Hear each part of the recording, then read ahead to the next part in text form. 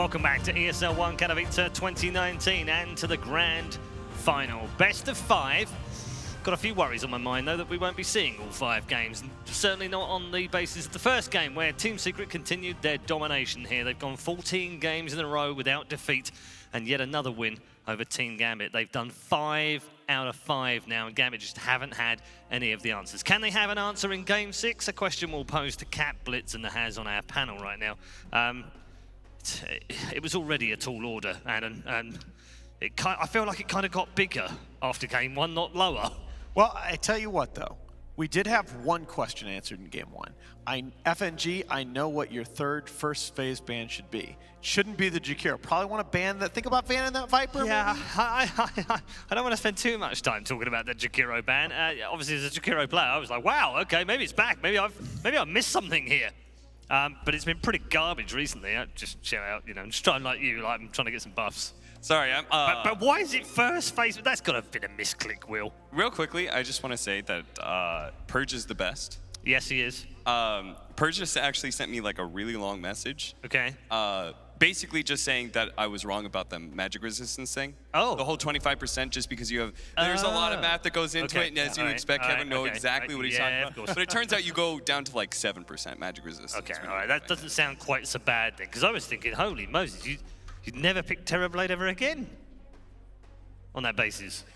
Because that goes back to what Alan was saying about he's not normally traditionally a Viper. This is what we're talking about, Viper. Not traditionally, not a counter, but on that basis, it bloody would be. Yeah, the hero's profile in terms of the damage that he does in fights has really changed since that reworked another Toxin. And Rod of Atos just made the hero so much better in so many ways. Like the stat build-up is really nice. Okay. Viper that can stop a TP. Yeah. Okay, so on the board where you click for bans, what's next to Jakiro? That's all I'm saying. That's a misclick, Will. It was a misclick. Had to be a misclick. Who actually is next to Jakiro? Is it alphabetical? I think so.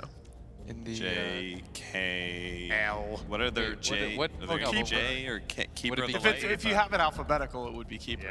Yeah, It has to be. I don't. Have we seen a Jakiro? Like, Alan, please find that stat somewhere. When was the last time we had a first phase ban Jakiro? Oh, well, that's not a Rubik. It's been a while. Yeah, you. We're motoring into the. Imagine for a moment, everybody. You are Rubik. You steal and feeble. You put that on somebody, then telekinesis them. With never come back down. Yeah, they're there. They're up there forever. Maxed? It's like they just got cliffed. Every day we get closer to God's light. Interesting openings from both teams. Yapsor gets his Rubik. And Gambit taking a page out of the Secret playbook with that first phase Leshrac pick. Yeah. And it was a little bit. I mean, they've been doing that though, haven't they? Yeah, I think a lot of teams after they saw Secret do it the first day have checked that hero out. Certainly checking the boxes of pushing support with the buff to that low level edict damage. Yeah, what's that level 25? What does it take that? Doesn't it take it to like 2 seconds? For what? The edict? Oh, Is it 2 seconds? Or is it 5? Am I thinking wrong? No, it does. It's minus the lightning 5, storm, right? and then Edict explosion damage. It does more edict explosion damage, so it essentially doubles the amount of But explosion. the cooldown goes to -2, right? No, I think the cooldown stays the same. Oh, does it? Okay. So it's like lightning storm slows, right, by like an additional, like 1. I can't. Yeah, remember. it's something weird where you could basically just keep lightning slowing it. Yeah, and then the other one is, I mean, everyone almost always takes the edict one because everyone has BKBs by that point. Plus, it's like, actually, I saw one person take it. I think I saw Faith Beyond, or one of the Chinese players. I'm actually pretty certain about this. And then Moon Meander tweeted, he tweeted, he's like, I understand now why he took it. I was like, well, you want to explain that to us? I hate when people do that. He's like, that makes complete sense. And then don't tell you. Well, I would like to know. I didn't understand it. Was this the time that Moon didn't have a team? Maybe he was trying to entice somebody to pick him up, you know? Just like, you want me to explain this secret to you? And Moon's a smart player. He could just tell me. That's what I was talking about earlier, right? Information close to the chest. Yes. Sometimes. Not always. Team Secret's turn to pick. Okay, we're just gonna go back for the nice, easy, safe lane carry. No real weaknesses. Not the highest of strengths. What is important, I think, one of the things that's happened in each of the last games against Secret to Gambit and also to some extent against OG is that at least one of their cores has just gotten taken completely out of the game. And I think that's part of why, as Gambit, you made the adjustment here. They don't run a lot of Leshrac. They've only picked it once in the last couple of patches, and it was an immersion support Leshrac earlier in this tournament. But I imagine that what they're doing here is getting those supports out of the way first, and they're going to protect those core matchups a little bit more. Be cool if they could Enigma, but I don't know if they will, considering the Gambit? They have. Nah, Secret. Secret, yeah. I mean, once you've picked Rubik, Enigma's off the board for the other team, but yeah, I could see a Zai Enigma here for sure. What else has he played? He played Lifestealer, he played Bounty last game. Yeah, they take the Bounty out themselves, which I thought was interesting. Yeah.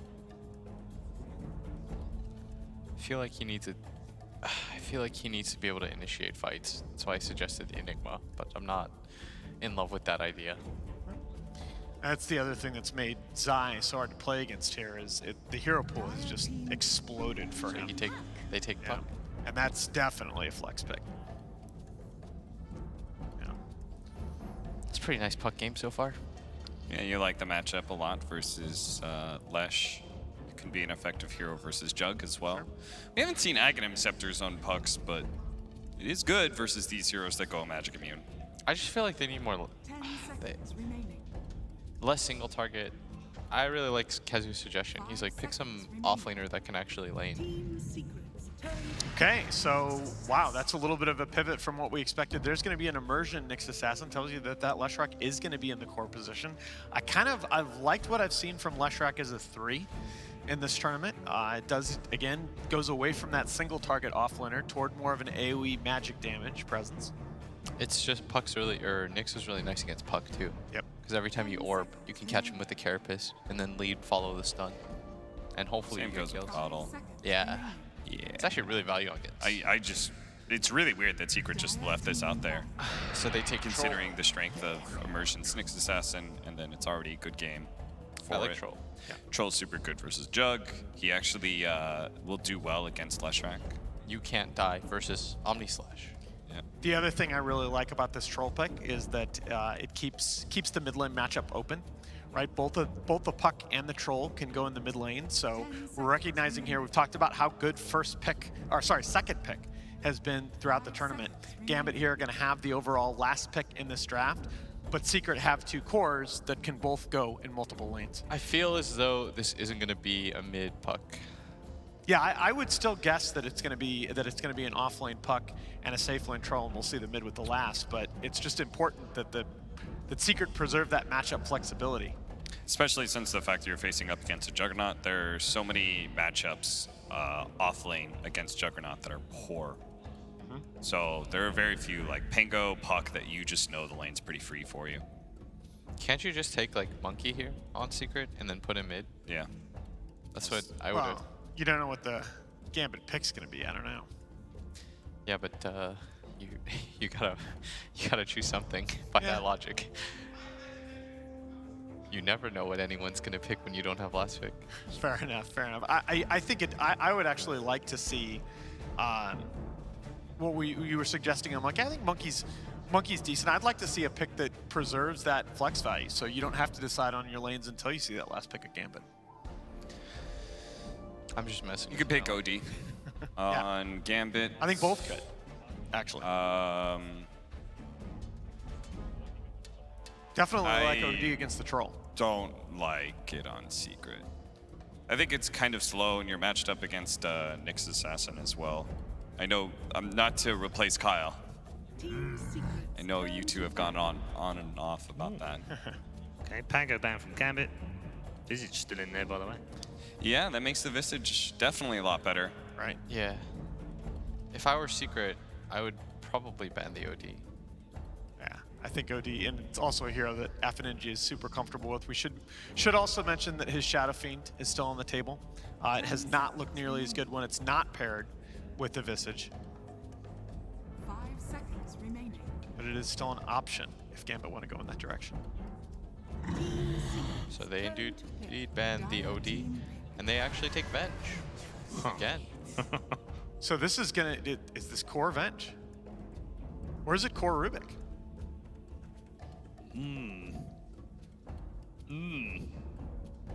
I think it's open, but depending on the matchup, like And it's what you Troll wanted, can Aaron. very easily go mid. A flexible pick. It is, because that, I think that Dragon Knight is a direct consequence.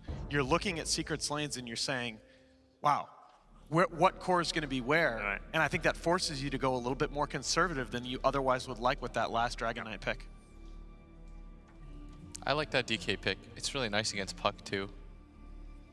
It's Yeah, you don't have to worry about Troll. You're good offensively versus Puck. Yeah, I think it's one of the better heroes against Puck, just because in the long stun, you naturally build gap closing items for this hero. You can get Shadow Blade and really mess up his game. Yeah, historically, that matchup's been very, very lopsided in favor of the DK in pro games. The heavy physical damage focus of Vengeful Spirit plus Troll as well. Your high armor is going to be quite strong. The matchup against Troll for a lot of heroes, like, it's really annoying that he's just able to right-click you so often from range form and slow you down with his whirling axes. DK doesn't care about that, if that is the matchup in mid. Well, we should head to the game right now because we'll find out exactly where they are matched up in terms of the lanes. It's take number 6 as an opportunity for Gambit to take down Team Secret.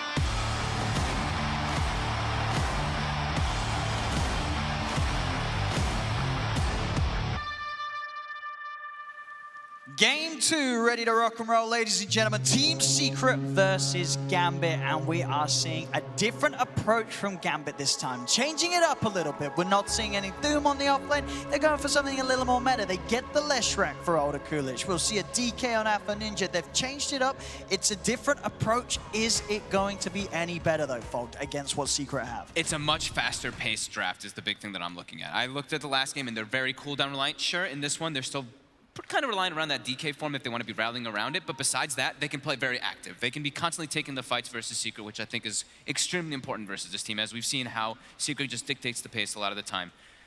And then sort of looking obviously at Secret's lineup, what sort of jumps off the screen at things that you're looking at and saying this is going to be incredibly good here in this game? Well, I believe that they were like, okay, they picked a Jug, so this is like, it's obviously their main carry, and then they didn't know obviously that last pick, but they are like, okay, Troll can out carry a Jug. So they picked this Venge to just enable it, and also he's going to be able to scale too, so their damage should be pretty good. Also, they've got some combos coming out here. So the Puck Coil, it stops the spin TP from the Jug if he is trying to do any split push, and they also have Coil into Swap, one of those combos that insta-stuns people, and even just the Swap to stop a lot of situations if the Jug is going for spin TPs as well. I'm just going to see Secret do a pretty good job here, contesting all of the bounty runes. The Gambit does manage to get the wraparound actually and get the 2 down bottom. They'll try and turn and punch towards them with the Diabolic Edict. Slows there onto Older Coolidge as Nisha and Puppey will beat back the Leshrac. I wonder if Puppey's going to do the same thing that he did the other day where he just gets the level of Chakra Magic and then he just throws it on the Troll so he can just keep spamming those axes. I think that's probably what they're going to do because it seemed really strong.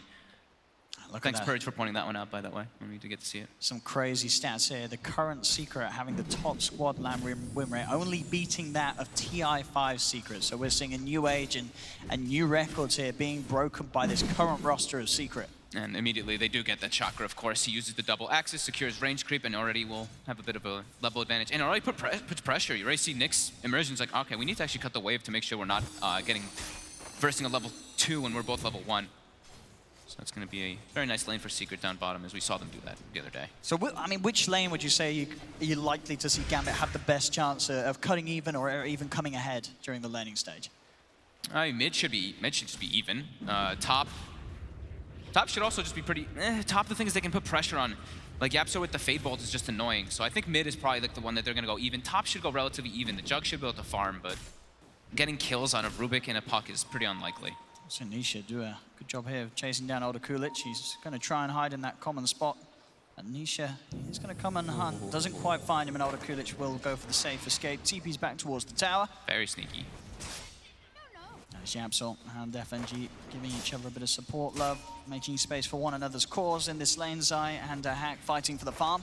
Look where Immersion's farming on the Nyx. He got the whole wave behind that tower, so he's going to be able to deny a full wave as well from the Troll. Well, this is going to do. From Secret. It's going to do wonders here for Gambit's creep momentum on that bottom lane. Yeah, definitely. And they're splitting the experience now too. So Lash is getting kind of solo XP for some creeps, and the Nyx is getting solo XP too. So. See, Puppy was trying to stack the hard camp. It was actually blocked by the Lash in the meanwhile. Mid CS continues to be, as you say, pretty much even for now. Yeah. That even. Very close between the Venge and the DK.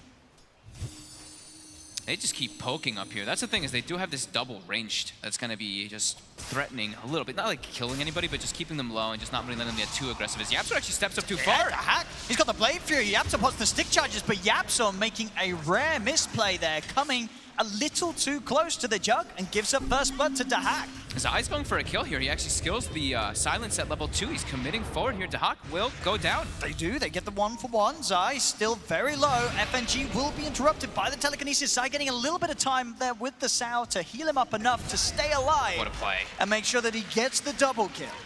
Levels up phase shift, pops the salve on himself, phase shifts while the salve is going off to give Yapsor time to get there to get that extra kill. And even having a Blightstone is pretty interesting. Just that little bit of extra minus armor they get to poke with their 2 ranged heroes. Makes all the difference. Beneficial. And now picks up a bottle. We'll have that sustain to stay in the lane. Doesn't actually have to go back to base. Very important. And only a couple of minutes until the bounties are up, so we can look for the free bottle refill then, as well as you can imagine Secret to have good control of the top bounty rooms with these 2 ranged heroes. With the amount of harass and pressure they can put on keeping this wave constantly shoved in underneath this top tier 1 tower. Looks like they're trying to make an aggressive move onto Nisha here. They have an Arcane Rune on Immersion. Connects the stun, but not going to have to follow up this time.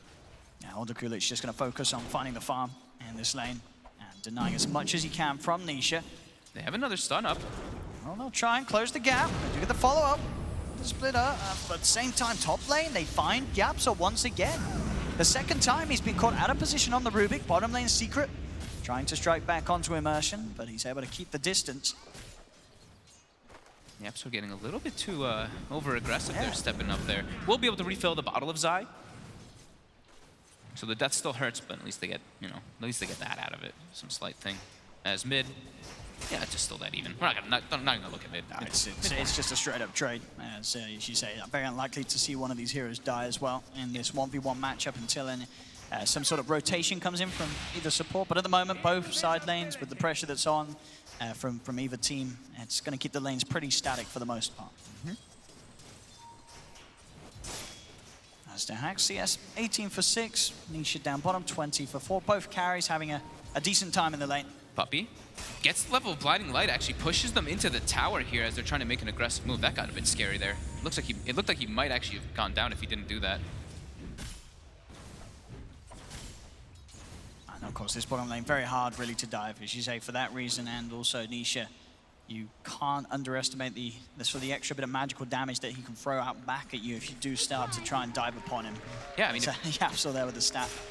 If you're trying to make the aggressive play, right, he gets Whirling Axes, gets Shockguard, and gets another Whirling Axes up, it's a lot of magic damage that can come out to turn on you from that Troll.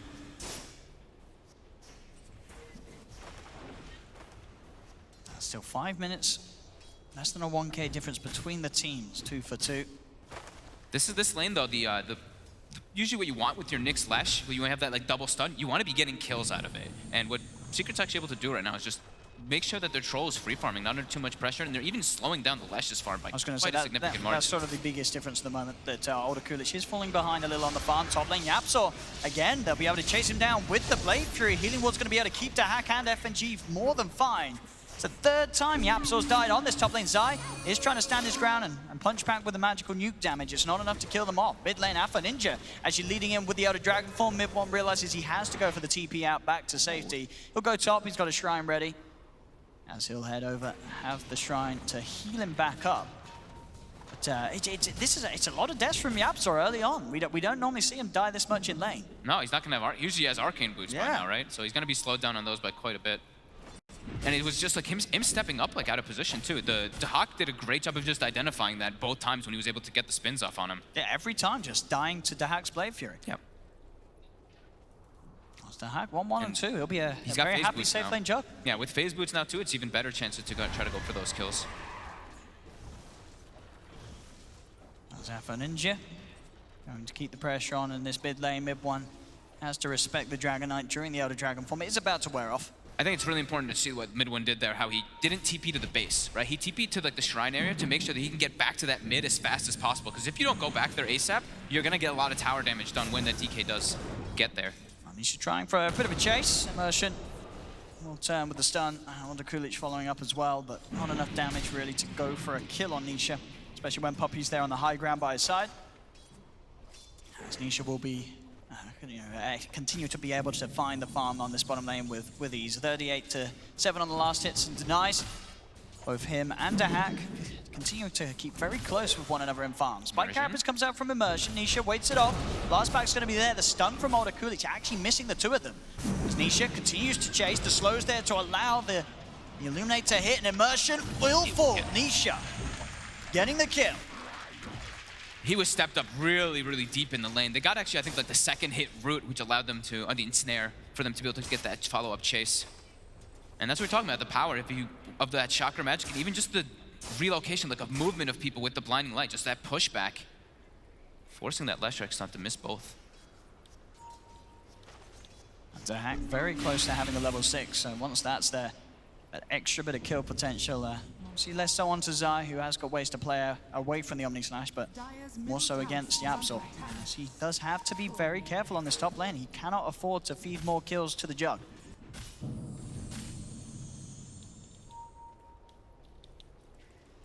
As lanes continue to be incredibly static. Mid lane, Mid1 slightly behind that of the farm of Alpha Ninja, but only about half a wave or so really between the two of them. Some TP bottom from Yapzor. It's not actually seen by the ward. It was just outside of the vision of it in that top lane. This can be an easy kill. Anybody he lifts up, they should be able to bring down. And they have their catapult wave, so they're trying to make their first move to put some pressure on the tower. Actually, Puppy decides that he wants to maybe pull it back first to try to set up for a kill. Immersion's actually stepping Immersion a little bit. And he'll try for the slow. He's got the Spike Carapace. Yapzor's able to get the telekinesis. The blast pad with the binding light comes through as well. They do have a TP in from FNG, just in case Secret get too aggressive. Another blast onto Immersion, brings him low, but it's not enough to finish him off. As now Gambit, they'll look to turn. Nightmare setups there, allowing them to find Nisha. Now with the Diabolic Edict, they're going to try and chase down for more. Stun from Immersion, holds in place Yapzor. As the three of them surround him, Spike Carapace is out, stopping Yapzor from being able to throw any spells out for now, but Mid1 in with the TP rotation, leads him with a magic missile, will find the trade as they'll get Immersion. But Gambit getting that big kill, able to take Nisha off the map. Great rotation from FNG. Also a bit of miscoordination coming out from Secret. They got the lift up, but immediately the blinding light canceled the disable. And the troll was even stunned during that one. So they do get that kill before Nisha's able to actually get off that battle trance and survive. And in the meanwhile, too, immediately, once Venge TP's bottom, you see Afuning, he pops mid, and he starts hitting that mid tower. Yeah, he almost gets it brought down.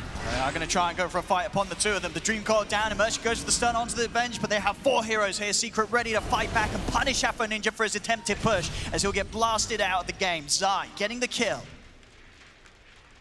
The damage certainly was done there by Gambit. Bottom, Nisha goes, grabs the bounty rune underneath the noses of the two of them. FNG trying to get in range, and he'll be able to do so. The Fiend Script just reaching Nisha. As another kill onto the troll down bottom from Gambit. Very fast level 6, right, for FNG, because he's able to get those kills that they got top. It just pays off. Slight little experience shift. Swap mid. With the magic missile, Spike Carapace is out, but Yapzor still goes to the telekinesis. Immersion tries for a stun, has the stick charges too. Will be able to get away. TP back into the lane coming through from Alpha Ninja. They've got the Nightmare set up. It won't be enough time to allow the Dragon Knight to come close enough. And in fact, FNG may stay a little too close, or it may be a bait. He's trying to keep Mid1 interested to allow Alpha Ninja to get in, but Mid1 will back off just in time, making sure that the Dragon Knight can't close the gap for the stun. Can't overlook how much damage they actually can deal because of this Vengeful Spirit, just because of that Wave of Terror being so high level so early, and even the Aura being high level early on. Since he is a core, it's going to make everybody just do that much more damage at this early game, and it's going to give that steroid that we will see for the Troll Warlord in the later instances. As Nisha he's queuing up a Battle Fury. Okay. So he wants to be able to do that farm game, since he wants to be that like super carry. He's already got the Venge to buff him up, so this one will allow him to just really take it to the late game if it does get to that point and allow them to carry. We'll see how that sort of matches up in sort of farm speed. The Troll with the Battle Fury versus the Juggernaut with the Midas. It's Dahak closing in. Well, I say closing in. He's still got about 1,000 gold to go before he does manage to finish off the hand of Midas. The farm game will certainly be on between the two of them. Dahak will reposition himself down towards the bottom, taking himself away from that top lane. As Secret were starting to group up with the three of them. TP reactions coming in. They've got the trap onto Alder Kulich with the Will-O-Wisp down. Puppey looking for the body blocks to try and trigger it again. It won't happen initially, but he's still able to blast him back. Has the control onto the left track. As Secret will get the kill, and Puppey able to walk away on about 18 HP. That was very close. Those Edict explosions were still hitting him as he ran away. Gambit are moving across, and Yapso does go for the rune. They did have the ward down on this movement. So Immersion does start to head across, but FNG not going to follow any further. He's hanging around mid, seeing if they can catch anyone, stepping out a little too far. Ob's ward is down. We'll see how far Zai steps up. If he gets in range of a Fiend's Grip, he'll surely be dead, but he's playing it safe. Alpha Ninja shows himself with the creep wave, and Zai knows something's afoot and will back off. We didn't get to talk too much about how the team fight overall aspect works for Secret as well. They do have a lot of different ways of fighting in comparison to Gambit. Like we said, they're not really picking this long like cooldown spells in this type of instance in this game. Secret, on the other hand, they do have like this coil and this Will-O-Wisp can be extremely threatening versus Gambit's lineup. They also have this combo. I was talking about that coil plus venge swap. They even have coil into blinding light, which can happen. Ooh, FNG tries to make a go, but Zai instantly phase shifts, jaunts out to the orb to get himself away from the Bane. He's pretty deep though now, and they have the high ground vision with Alpha Ninja coming in from up on the stairs, as they'll still manage to catch out Zai. Very nice. They're making fast moves, and this time they're running around with 4, as they do have their Jug farming during that entire duration. And Midas pretty much done on Dahak. As we'll see where he goes with the build after the Midas. So far, he's getting away with it. And already, this game 2 looking to be a much more solid performance and opening from Gambit. Yep. They changed up the pace, they changed up the drafts, and it's looking like it just matches up better to what Secret's trying to play with this game. I miss seeing FNG playing Bane too. He's had a great game so far, 3-1 and 2. He's also been putting down this deep aggressive vision. And look at that, they're not trying to slow down at all. The scan does actually catch him this time, so Secret, they're gonna be ready for this with the blink already. Yeah, Alpha Ninja is ready to start the fight off. They've got the chains stun out onto Puppey. That's Puppey dead. Zai, he's getting bursted low as well. The Shrine is there, allowing the mid-one bench to TP in. Dream Core down onto Alpha Ninja. Omni Slash is used. Is it gonna be enough damage though to find any kills? Blade Fury and Pre-Fire finishes off Yapso. It's a 2 for 2 for now. FNG brain sap onto mid-one, but mid-one's still alive. Immersion's coming in with the backup. They've got the vision down as the sentry is there. They see him. He's trying to chase mid-one, but mid-one's still alive for now. He's gonna run away. Immersion got the movements to damage him. He can't close the gap. Mid-one continues to run. Immersion cannot quite chase him down. They'll have a stun up in 4 seconds. Back towards the Shrine. Zai finishes off the kill on FNG. The Will-O-Wisp burning down the trees as they hunt for Immersion, but Immersion already gets out. So the fight kicks off. Gambit do lose overall as they lose 4 heroes for the 2 that Secret lost. They killed Puppey right at the start of the fight before he got the Will-O-Wisp off too. But then he's back in. If he did get the Willow off in the fight, it could have been even more of a disaster, but it goes absolutely Secret's favor. You see, every time that Omni Slash gets popped, you also hear Nisha. As soon as Omni gets popped, he popped Battle Trance just to be sure that he can't actually get brought down by it. So Alder Kulich and FNG spotting them out top. Dahak will be able to take the bouncy rune away before Nisha's able to grab it. As Gambit will claim 3 of the 4 bouncy runes at this 15-minute mark. A game that continues to be exceptionally close. Keep checking to see if anybody's building that Vlad's up on Secret, and they're actually, nobody's queued it up. I thought it would be mid-one to get it, but he's actually just, he's going first for the medallion and then into the drum, so not gonna have that lifesteal. Sentry is down, Immersion did get the stun off. They'll look towards mid-one, sleeps out onto the bench, but Zai jumps in, Dream Coil onto the 2 of them. Immersion cannot escape, as they'll finish off the Nyx Assassins if they can get more Yapso, using the stolen stun to hold Alpha Ninja down. Old Akul JB4 trying to turn with the Edict and the stun for mid-one, but Zai is up onto the high ground, forces Gambit to retreat back behind the tower. Nisha looking to chase FNG, Sleep holds him back. Another stun attempted by Old Akul JB4 from the high ground, but Secret will not get caught out. They'll only lose the Nyx Assassin. I say that until Alpha Ninja. He actually blinks in aggressively. He's trying for Yapso. Fiend's Grip as well. Onto the rune, but he is cancelled. The telekinesis is down into the 3 black blast as they take so much damage. Gambit size on the high ground. Old Akulich in trouble as well. He'll turn with a stun. Immersion finds the follow-up. He's getting some sort of a trade. Can he get Puppey as well? He can, as he'll get 2 on the back lines. Dahak comes in on top of Yapso. Mid-one will go straight for the TP out. Is there any disable? There is not. So mid-one will escape. A 3 for 3 trade It could not be written any closer in these team fights between the two of them. Nisha finds the space to get the tower, but Immersion, he's there with the center. The Spike Carapace holding him back as he goes for the throwing of the axes. Dahax with the blade through. Nisha trying to TP out. Will he get out in time? He will! God. Gets away! Smart call there from Nisha to immediately escape the situation, and he manages to do it with a slither of life. He popped the battle trance after he finished the TP, but he is able to get away. Oh my god, that was so close. And pretty even trade-off between the two teams, right? Like, that wraparound from Dahax makes it, like, kind of pays off afterwards, and Nyx Assassin just got enabled so much. How much gold did Immersion get from that last situation? I just saw him fly up in that net worth, and he was also, I think he was like level 7 too. Now he's level 10, so he gets his GPM talent. He's gonna have a Midas soon too on this Nyx. That was excellent for him. Look at that. Big jump forward. A massive boost in gold indeed for himself. And it's good Nyx game, right? He's playing versus the Puck, he's playing versus Coddle, he's playing versus Rubik. He's got a lot of options in order to set himself up. Even against the Troll, as we saw there, the whirling axes can be an issue if Nisha throws them out without full awareness of where Immersion is possibly around. Absolutely. We got a game on our hands on. Nisha has the Battle Fury complete. That's a pretty darn good timing. 17 minutes in, not bad at all for the Troll. Both Zai and FNG unwittingly hiding.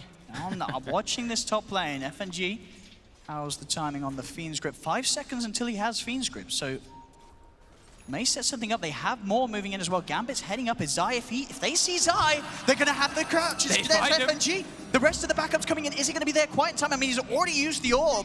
So Zai probably has very little ways to get up. Kulich tries for the stun. He's going to miss it. But Zai getting nuked down by the brain sap. The patience of FNG there. He knew that someone was waiting to nuke the creep wave. And indeed, someone was as they kill off Zai. Secret's looking to respond to this, but they've only brought 2. Jump forward onto Puppey. They take away the threat of the Will-O-Wisp as the Keeper of the Light is gone. That ward right there just doing so much work. They saw Zai pushing up the wave earlier, right? And then they never saw him go back. So FNG knew something was up. And then it also gets them this follow-up kill when they see the 2 supports TP in. Radiant structures are fortified. Gambit outmaneuvering Secret a bit here in these last few moments. As now they'll be able to claim a tower too, and they've also defended their tier 1 bottom. Radiant's top tower has fallen. As we say, so there's this adaptation by Gambit, sort of conforming to the meta a little bit more with this draft has just allowed them to do so much so far against Secret on bottom lane. The surprise is there as Yapsor's in, tries to chase down with the stolen blade through, but Dahax himself with the blade through gets himself away from Zai, no messing around. Those Dream Coils drop down, he does have a healing ward, but the Fade Bolt from Yapsor. And the final touch from Nisha claims the life of the Jug. As Secret can now push on to try and finish this tier 1 tower. It's a kill that leads into an objective so quickly. Pretty much the perfect position for Secret to actually get that there as Immersion. With his Midas finished up, he's stalking Puppey a little bit here, but Puppey's now got sentries all over here. They didn't quite find the Obs ward though. That Obs will stay for the time being. Well hidden there in that area. Can't quite see it, and you're standing in quite the right position. We're able to remove trees. Yapsor will be able to create more plays now with the Blink Dagger complete on Rubik. He'll be ready to jump and get those clutch steals. Full Rod of Atos finished now for Kulich. So extra bit of setup for Gambit themselves. And they're making sure that they scale too. The Midas was picked up on the DK, level 12 too after that Blink Dagger. So yeah, just they're making sure they have their own contingency plans too, because they can scale. I mean, they've got a DK Jug versus a Venge Troll. If they can keep up in those levels in that farm. And interesting that sort of Zai changed his build-up as well, because he himself actually had a Midas queued up, but he says no. He wants the blink into the Yules. No sort of trying to focus on getting the Midas to help him scale. No going for the greed. I think Secret recognized this game, it's a whole lot closer than game 1. They need to step up the plays right now. They can sneak Roche very easily on the side of Secret still. With that Medallion, with that Venge, definitely is a possibility, but they have to be wary of Immersion scouting constantly, and they are. Blink forward. Ooh, yeah, so. Heads up, but Immersion's on the high ground. He scouted it though. He knows that they're going to do this. You see immediately DK actually pops ulti and starts pushing up the wave. They go for the Dream Coil upon him. Immersion's trying to look for a stun to help out the DK, but with the stolen Blade Fury, Yapsor's got the magical damage to finish off the Dragon Knight. The control onto Immersion comes out as well. He has got the Spike Carapace, but mid one swaps him back. Immersion dead as well. Double kill for Yapsor. Nisha's doing the Roche this whole time too while they're taking that fight. Is there any way Gambit can use the other 3 to stop this? I don't think so. They're all split up across the map. You've got Kulich pushing in top, Afa Ninja trying to create some distraction towards the middle lane, but Nisha will not fall for it. Sticks to the objective, gets Roshan and an Aegis for himself. He just killed it completely by himself because he just pops his battle trance and then has all that lifesteal. Even though he doesn't have a Vlad's on his team, he has full health from that anyway, just being able to use that there. And they get the one successful fight right outside too, finding that jug. That was also with Gambit. They wanted to take that fight too. As I was mentioning, Afoninja on the DK, he popped his DK form, started pushing out bottom wave and TP'd immediately toward that mid lane. So now in the next few moments, they have 50 seconds without DK form. And Coil will be back up, so Secret can still continue to look to make moves after they push out their lanes. And it's actually, so an item that we do not see really purchased too much recently anymore, but since it's versus Nyx Assassin, Zai's actually queuing up an early gem. This item has actually like really started to fall off. I know I was talking with Nahaz about it too. It's like much less than it used to be bought. Yeah, I mean, it's going to make sense in terms of the economy game with how many sentries that Secret have been buying to try and catch out Immersion. Yeah, and it just lets them group. It's not like you need to worry about like, oh my god, we have 5 sentries, we're pushing up a lane, put down 5, god, we've run out. Now you're like, okay, we have the gem, we're always going to be wherever he is. Immersion going deep, getting vision that's necessary, but Secret are on the high ground. And here they go, they buy the gem.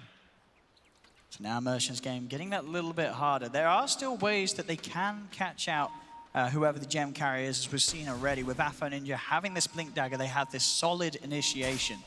So it's not to say that it's going to be impossible for Gambit to take that gem away from Secret, but it's certainly going to make this sort of period of the game very hard for Immersion to be as aggressive as he has been with his positioning and sort of vision that he's been granting the team. And it makes sense now why he went for like the Yules build too, right? Because now he's got such a defensive aspect, and with the gem too, it's actually going to be really hard because they need the vision to actually get those instant jumps on him, so this will prevent all that.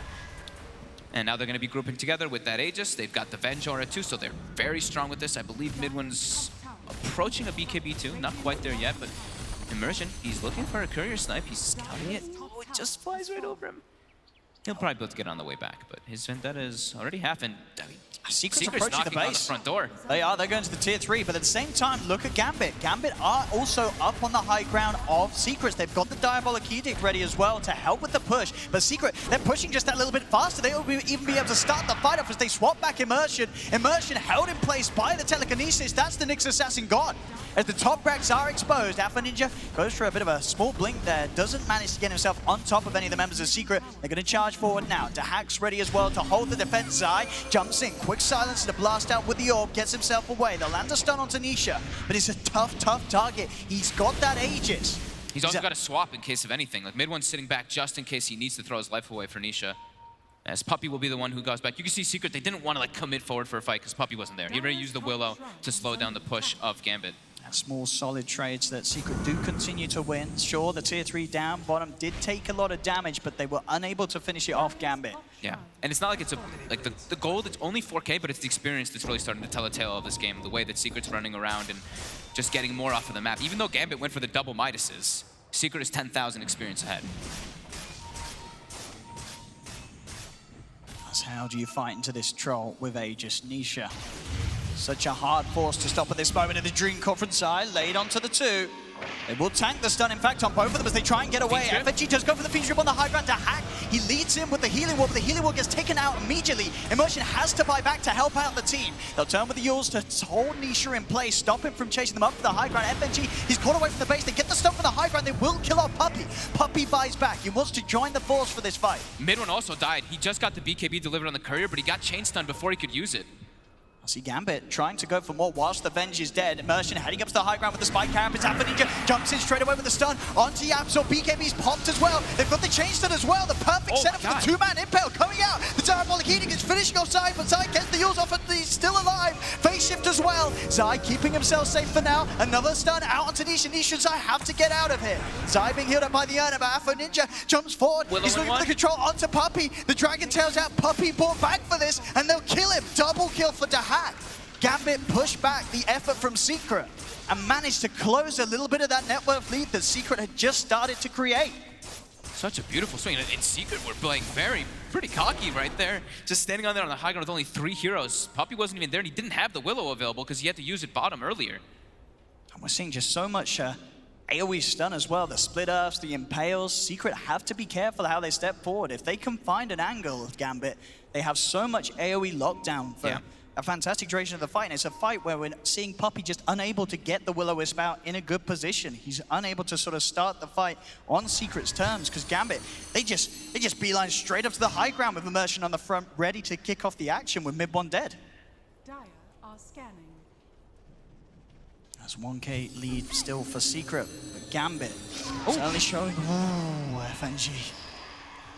Coil down for 60. Yeah, Zai was as quick as he could be there, but not quick enough. They're looking to set up for a play here. Look, they're pinging down bottom. There's only the two of them here, Gambit. Mr. Hack doesn't have the Omni Slash for 20 seconds, so a little lacking of damage. Nisha looking to continue to focus back on the farm, get this big item done, the Satanic. Very close to being complete. Like you were saying, there's a lot of follow-up stuns, tons of different stuns on the side of Gambit. So he's going for this instead of going for that BKB. He wants to save his BKB charges. So this is just the status resist build, right? So that 41.2 or 42.1% status resist, so you don't get locked down as hard versus this lineup. He knows that he's like, I mean, it's not like a full-blown single core. It kind of is because the Venge is playing that way. But he knows that he needs to be able to have that BKB long duration in the later stages of the game versus all that magic damage. Cool approach. Secret back in the same position on the high ground. See if they can get the opening. Alpha Ninja is the target on the front. They'll lead in on it with the telekinesis. They're going to try and do something about the Dragon Knight. But straight away the BKB, the Elder Dragon Form, and also the Fiend Script holding down the Venge during the BKB as Mid-One's going to be held in place, allowing them to kill off Zai. Now they can focus their attention back towards Mid-One as the BKB is about to wear off. The Will-O-Wisp comes out. Mid-One, can he get away from them? The stuns again holding Mid-One down. They've already lost two on Secret. They're potentially going to lose Mid-One as well as Alpha Ninja keeps himself outside the range of the Will-O-Wisp. Dahak finishes off the kill. 3 dead on Secret. Nisha being chased as well as Gambit. They kill off 4 and Secret get absolutely nothing. So beautifully executed. They baited that. They knew that was coming. Apo gets the BKB off, and also, I believe Immersion gets the Carapace off as Zai does the initial Blink Waning Rift, and they just kill him immediately. So Jam is taken out, and Puppey wasn't there for the fight. Puppey was bottom side. So they only had 4 heroes there when they initially made that jump. Gambit reading that absolutely perfectly. Absolutely, and FNG's reaction there, as soon as he sees Mid-One try and commit with the BKB, for pretty much at least half of that duration just held in place by the Fiend's Grip. He cannot start the fight off as he wishes. As you say, Alpha Ninja, the perfect bait. Put the DK in the front. You know he's going to be able to get off the BKB. No hesitation as well, as the Magic Missile didn't quite come in time. They couldn't stack the stuns perfectly. Gets the Carapace off, immediately gets it onto Zai. Zai just dies to the Omni Slash, and from there the fight gets so difficult. And as you say, look at Puppey. He's still walking over to the fight. He's not here in time.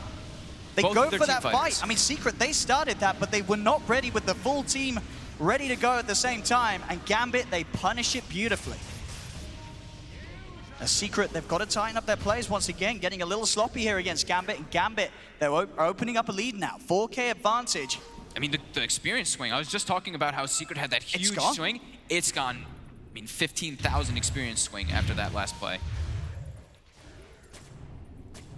As Gambit showing some impressive plays here as they step up against Secret. They just picked up so many items after all that, too. I mean, now it's like the Mjolnir's finished. It's almost a butterfly on Dahak, too. They've finished up the mech, more team fight. And the big thing, too, is they got the gem from Zai, so it's that map control is going to be that much better for them, as he does connect the Carapace, actually, onto Zai there, but he'll be okay. About 700 gold off having the Aghanim. Puppey. Alpha Ninja does pop the Elder Dragon form for that one. Doesn't find the stun in time. There's a DD rune outside of the pit. And also Roshan in 5 seconds. Oh. Gambit spot that out. They may have a good chance of going for it. Secret, they do have that good way to start the team fight with the Will-O-Wisp. They now have Nisha completing the Satanic. So we'll have that effective second life available in the team fights. How close are they to that Aghanims on Zai? I think that's the It's got to be very close. Once he gets the Aghanims, then they have something to do with that BKB. They can can coil, and they can go for those coil swap plays that we've seen. Even if you have BKB, you're just going to get stunned for that extremely long duration of time. Who do you sort of want to coil swap out of the fight straight away? Because is it the Jug? Because you can actually have a chance of killing him? Because I feel like Alpha Ninja at this point, you coil swap him, he's going to survive. He's going to be able to get the BKB off before you're able to kill him during that Dream Coil stun duration, it feels. Especially with defensive sleeps and such coming into play from FNG. There's a few ways that Gambit can keep Alpha Ninja alive. He's got a full AC, BKB. I mean, he's massive at level 21 on the Dragon Knight. There is the level, it's the level 18 though, so it is like, it's not the 1200 cast range swap as it used to be. It's 1,000 now, but that still can be significant. They still have a lot of minus armor to shred through. Gambit. It's even going for the solo crest too, so yeah, more minus armor, and they now have the Aghanim. So the thing for Secret is they need to have their heroes together. That's what we saw lacking in the last 2 fights that Gambit was able to take. They didn't have the Coddle there, they didn't have the Will-O-Wisp, and then the other one, Zai, died before the fight started. So that's where Gambit also wants to take advantage. They want to try to read the map, and that's where Immersion, having this gem, is going to be super useful, because he can just tell whenever Secret is split up. He can just do so much scout information. Here we go, Secret into the Roche pit, sneaking in, and they'll be able to do it so fast. Gambit, they are seeming to sense that something's up. Only one of Secret showing on the map. They're not going to be able to get in the Roche quick enough. Secret, they get the Roshan and the Aegis without any sort of attempted interruption by Gambit. Power of Venge. I mean, Troll as well, but Venge just makes it die so damn fast. Always has been the case. And off the back of that Nisha, you know, as we say, having the Satanic, he's pretty much propelled himself to halfway to having a BKB on top of that. With the BKB and Satanic, he is going to be very, very hard to hold down on Gambit's lineup unless FNG finds some godly Fiend's grips. And they're picking up, you know, we were mentioning how Gambit was picking up several big items. Now look at Secret, they're about to have the Aghanims finished up on the Rubik, the BKB soon on Nisha. And then that Solo Crest, of course, for mid one, as we saw. So with that Aegis Cheese, and they still actually have this ward down up top. Oh, and that's going to give them the vision needed. Dream Call and the swap back onto Older Kulich. Gets him back down in the river, as there is no escape for this Leshrac. He'll yules himself up.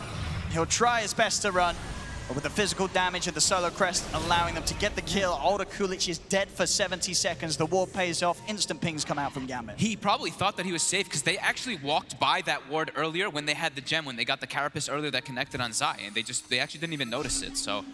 Didn't notice it or left it up intentionally for this sort of play. Wait, actually, I see what you mean. Hang on, it was Gambit that had the gem. That was not the play.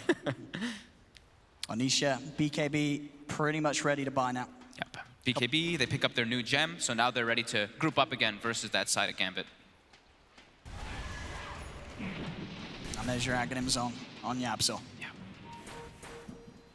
As you can expect, the spells to be stolen. It's just in this one in incredible particular, pace. yeah, it's just the frequency of spells. It's not really like that big one that he's looking for that gets like buffed by any means. It's just that frequency is going to be that much higher. Hopefully he gets like brain sap, constant brain saps, pure damage. Keeping the bottom lane pushed out nicely, Gambit, both mid and top. Are pressured onto Gambit's side of the map. They'll have Older Kulich back up in a couple of seconds. So Secret unable to really push too hard during that 70 seconds of death that Older Kulich had to wait on the sidelines for. Smoke comes out. Immersion has to be careful how far he leads the front line. They should have scouted, I mean, they did scout that gem out, so he has to be very wary of where Zai is positioned. Here we go, Gambit.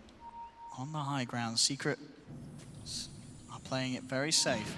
There's a full butterfly on Dahak, so this Jug certainly will hurt if he's in there with the Omni Slash. Zai hiding in the trees with that gem to scout if that move does come out with the smoke. They are probably expecting the smoke to be happening right now, as they do now have Nisha with the BKB. So now they're all grouping back up. They're ready to look for a fight on Secret with Gambit. They're claiming a high ground here.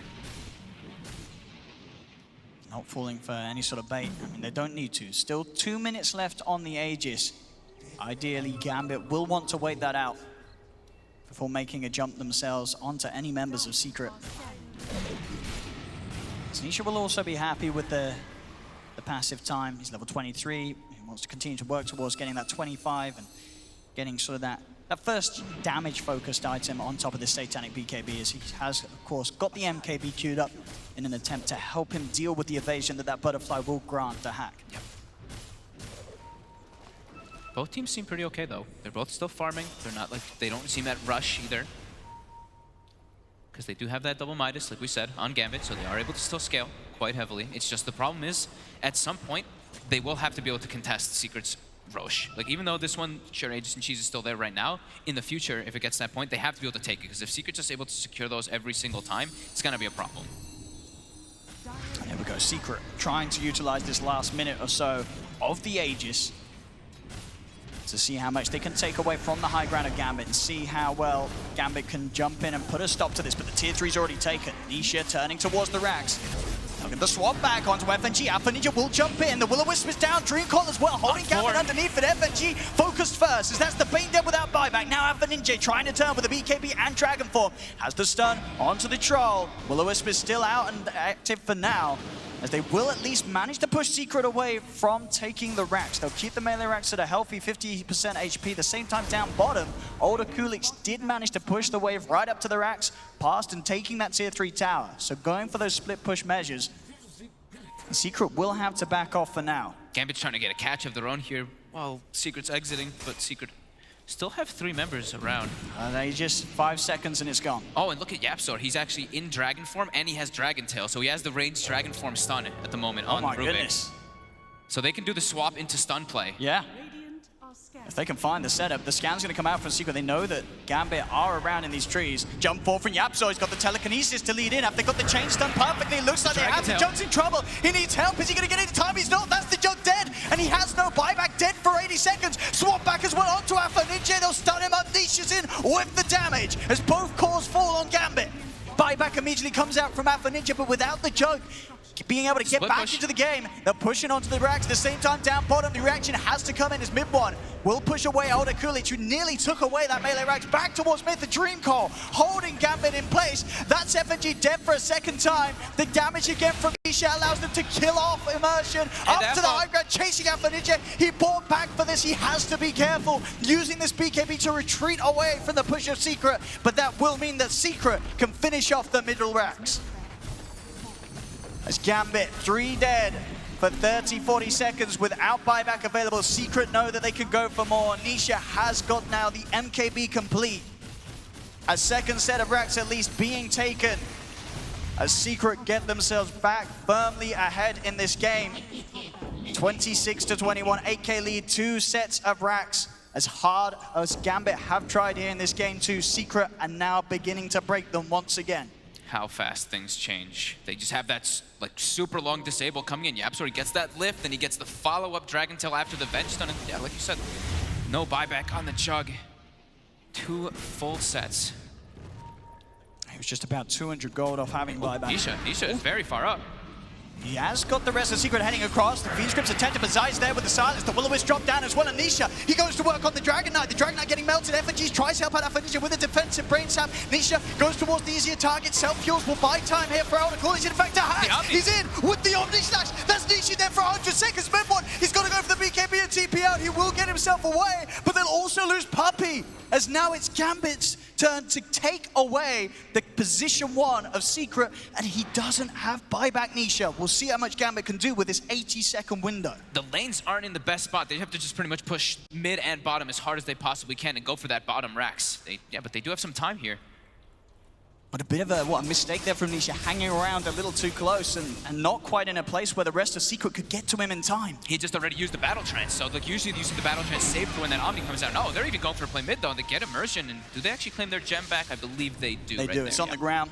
Yapsor will be able to pick it up. They'd already bought another one, but now they secure that one back to give themselves more map control.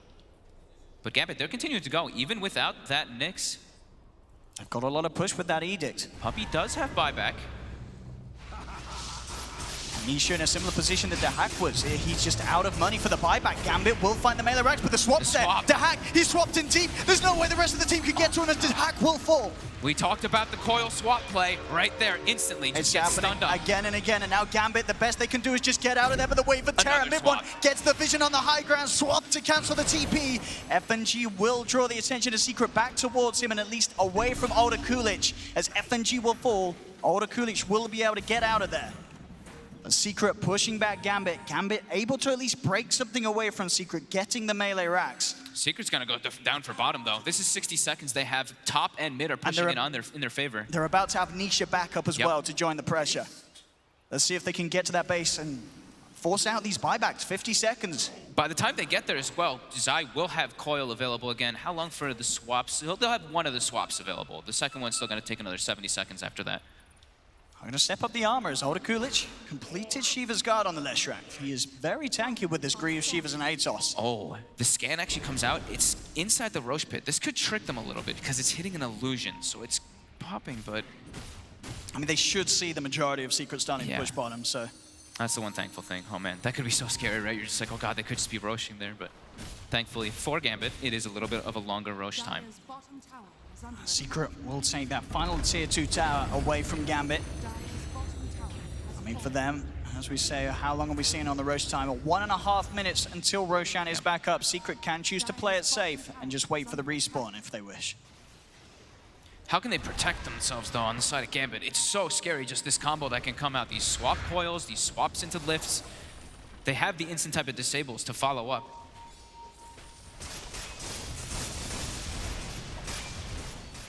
Really feel it here, though. Gambit just giving it everything here in this game, too. It's looking like so much of an improvement from game 1. They'll head up to the high ground. Immersion's going to be spotted out. Telekinesis and a blink away from Yabzor. Comes in to make sure that he doesn't have to mess with this attempt from Gambit to move outside of the bases. They'll start to position themselves around the pit. They're preparing to fight Secret here. They just have Zygo on the front lines. He's got a Lincolns as well on this puck, so very safe. Jump forward on Immersion. Nightmare is going to be used. Can he get himself away? Mid one, he's got the swap. FNG's going to be separated from the team. The Telekinesis Magic Missile. FNG, he's going to die. Is this Bane and Immersion gone?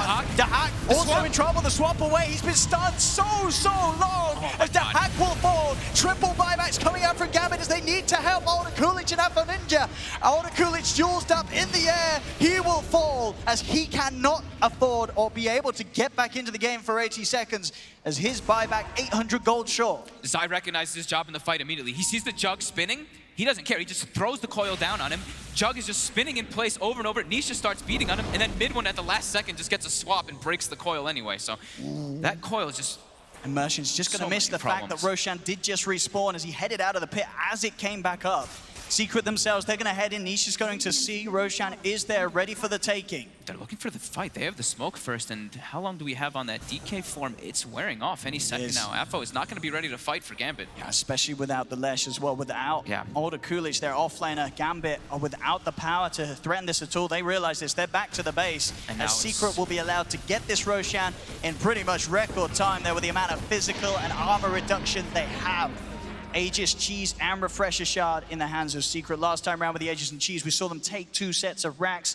With the Refresher Shard as well, they should be in good form to claim the Mega Creeps unless Gambit can pull out an incredible defense. Wait, Puppy's level 25?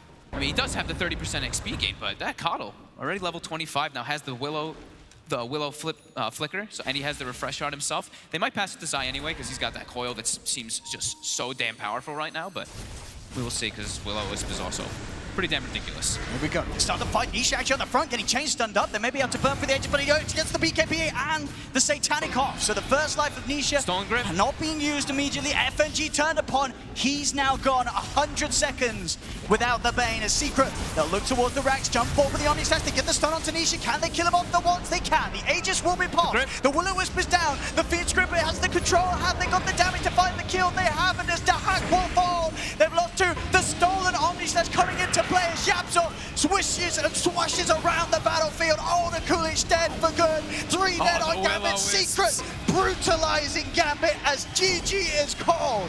And Secret will claim the second game in this series, leading now 2-0 in this best of 5. Despite Gambit's best efforts, they stepped it up big time comparing game 1 to game 2, but it still is not enough at the moment. Secret were able to get that victory. Just still playing at such a fast pace. When Secret did have their full 5-man inside of the fights, it seemed like Gambit could not actually take it. Gambit did a great job though of taking fights when Secret didn't have their full 5-man in a lot of those situations. But oh man, these swap plays. You know, we mentioned at the start of the game that it could be a problem, and it happened so many times. Mid one ended this game 11-2 and 17 as this Venge.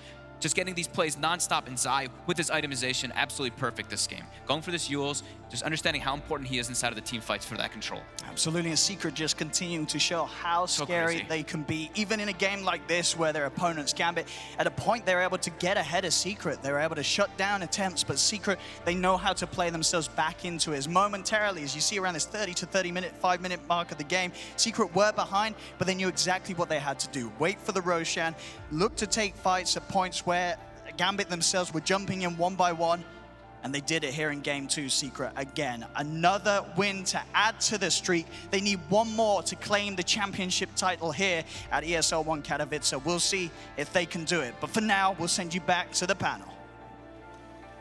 Thank you very much, Owen. Yes, another fantastic display from Team Secret, despite the very best from Gambit, throwing everything at Team Secret. They've still come out on top for a 2-0 lead. Again, we have the same question we had at the end of game 1. What can Gambit do to get back into this series? And it's a question that we're going to give to our panel once more. Alan, when you get a game like that, where you build a 6k gold lead after 32 minutes, you come out of the lanes behind, sure, no problem, but you get back into the game, and late game you look like the better team, how do you end up losing it? Alan's got nothing. I don't know. you have to go into those games thinking, finally, as Gambit, we've given ourselves a chance in the draft. Well, we did, didn't we? We were watching in the green and we were thinking, that, okay, this is better. This is more like Gambit playing. They've got a chance here. We might actually get a series. But, I mean, Team Secret will. They're showing their quality when they're up against it. I mean, yeah. I actually think they had the better draft. The Gambit might have had like an equal, like 50-50-ish draft both games.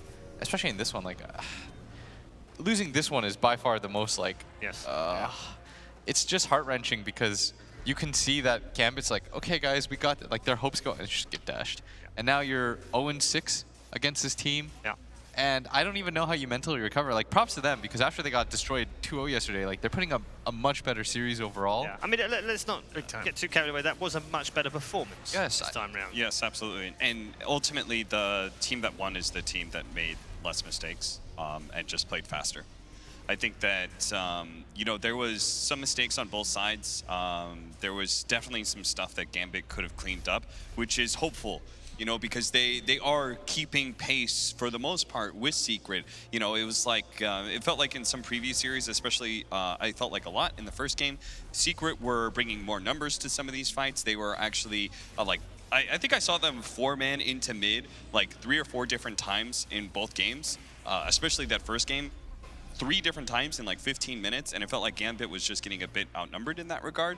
But this time, Gambit was able to do the same against Secret, just in different situations. Yeah. It sounds funny because they're down 0-2, but you do like some of the adjustments that Gambit has made. This is really the first time in those games against Secret that we're talking about that they gave all 3 of their cores a chance to be in the game in that mid-game period. But then just when you think that you've solved the issue, they throw one more wrinkle at you, and this Puck, Venge, Will-O-Wisp combo looked just absolutely sick in terms of zoning these fights. I don't really know what else we can say. We're sort of at a loss ourselves here on the panel. You know, Gambit throwing everything at it. It's not often that Alan is at a loss for wins, so it really says a lot about this series. It does say a lot about this series. There are only 3 times in ESL One history, Alan, that the final has gone 3-0. Wings, OG, and Virtus Pro. Secret, are they about to join it? Yeah. You have to. Really, it's just so hard to pinpoint anything about the Secret lineup that you can attack. Yeah. All right, well, let's ask another member of our broadcast team. If he's got any ideas, let's hand you over to Purge. I don't have any ideas, but I can show you why they lost maybe, or at least a place where they got a little outmaneuvered. Now, what Secret's basically doing is they have lots of split push themselves. They have lots of high ground. So rather than look with our eyes, let's take a look at the minimap and just look at the movement. So what they're doing is they're committing just Coddle up here to push the tower out and push the creep wave out. That's their lowest farm hero. He can do that very easily without committing much. And Gambit's kind of in the same position. They're like half committed to both sides of the map. They can maybe defend the tier 2. They can also go split push. But at some point what happens is Team Secret ends up running across the map as 5. They cleared an observer ward on the way. Gambit now knows where they're going. But if we look at the map, now they're kind of out of position. There's 5 Secret heroes in this area of the map, and they would ideally like to have 5 heroes on their side of the map as well, on the other side of the map as well, so that they could at least counter push. It's because they can't take a straight up fight because their enemy has an Aegis. They don't think that they can do anything on the mid ground, so they cross the map briefly. They try to push out all the other lanes to get something out of the map in the meantime, but the problem is that it's a Leshrac down here and a Jug. They can push, but they can't push as fast as a Troll Warlord. So what they end up doing is getting stopped. Secret TP's back Coddle. It looks like a decent time for Gambit to now back up because now there's no Coddle in the team fight, and they do end up defending the tower, but and the racks at least, but the tower goes down, and that means that afterwards Secret can just back off after they defend and go take the shrine instead. So it's like one of those simple things that you can do with an Aegis advantage, But Gambit still comes off of the worst in the end. And they can still take some good fights, but really all they have going for them is chain stun stuff. That's actually how Venge ended up dying in this team fight here. The one good thing they have is that sometimes Venge will get too close, she gets stunned, then eventually you can follow it up with another stun and you can kill her. She had BKB, so kind of a pretty big mistake there by Secret, but it was kind of just a matter of time. They had better heroes for the map control, they had better high ground heroes, and they had control of Roche, so they just played better in the end. Thank you very much, Purge. Yeah, do you agree with that, gents? The summary is that they did have the better of everything eventually. Yeah, I really loved the play that Purge pointed out, because it wasn't like this really big, massive outplay. It was just like one of those things where Secret had a bit of an advantage, and it's an advantage they built up through all these little things. And Gambit are responding in an appropriate way. What they're doing is very smart. They're trying to avoid the fight. They're trying to do as best they can. They're just not able to do as good as Secret when it comes to these exchanges. Secret already had planned that out. They're pushing in this bottom lane. All we're going to do is send back Puppey. He himself, by himself, he's going to be able to stop this push, force them to TP back. And Secret did a good job of not getting caught in a bad 4 versus 5 anyway. Wrap up on the scoreboard just to take you through some of the highlights on the particular squad. I guess mid one's Venge, 11-2-17 is the one that stands out on that, Alan. Yeah, what really stands out to me on the other side also is Immersion. In the 4 games that we've seen over the last 2 days against Secret, he is now sitting at 7 kills, 31 deaths, and only 17 assists. And this is a guy that had really keyed so much of what Gambit's been able to do over the last couple of months. Meanwhile, Yapsor on his Rubik, 93 career wins. He's got a KDA above 5 on that hero. Just absolutely insane. It's crazy, isn't it? Just before we head off to the break, quick word on the meta, because we haven't really talked meta today too much, and we've got a lot more heroes in the bag. Are you surprised by the heroes that we've got at the top of the page, or is it about what we thought?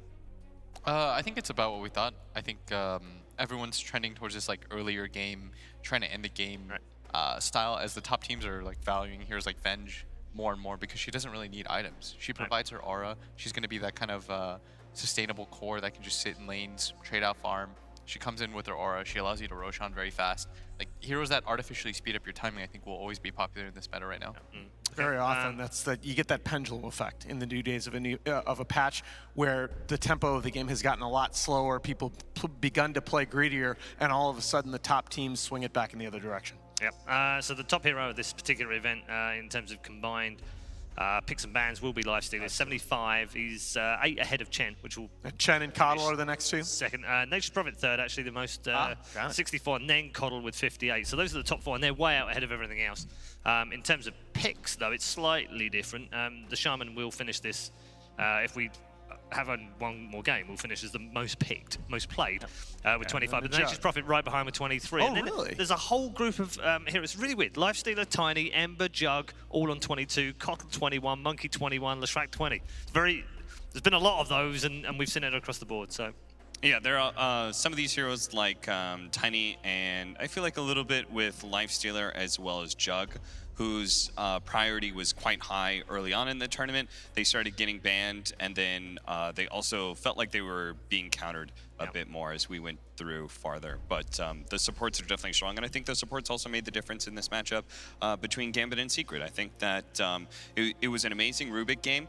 I was really confused at first about the Nyx Assassin pickup, but then I forgot just how good the matchup is for Rubik versus Nyx Assassin. Such amazing steals. You have a disabled that doesn't do any damage, which is great against my carapace, and you saw that impact from both Puppey and Yapsor, which was far superior than anything FNG as well as Immersion were able to put together. All right, we're going to continue some of this after the break, but that's where we're heading right now. If you're just joining us, welcome to the grand final of ESL One Katowice. It's been a bit of a drab affair in terms of the scoreline, but the games have been good. It's just that Gambit are still searching for a win over Team Secret, and they'll do exactly that again in Game 3 after the break. He's now gone 100 seconds without the Bane. A Secret, they'll look toward the ranks, jump forward with the Omnistat, they get the stun on Tanisha. Can they kill him off the ones? They can. The Aegis will be popped. The Will-O-Wisp is down. The Fiend Scribbler has the control. Have they got the damage to find the kill? They haven't. As the hack will fall. They're locked to the stolen Omnistat coming into play as Yapsor swishes and swashes around the battlefield. Oh, the Coolidge dead for good. 3 dead on Gambit. Secret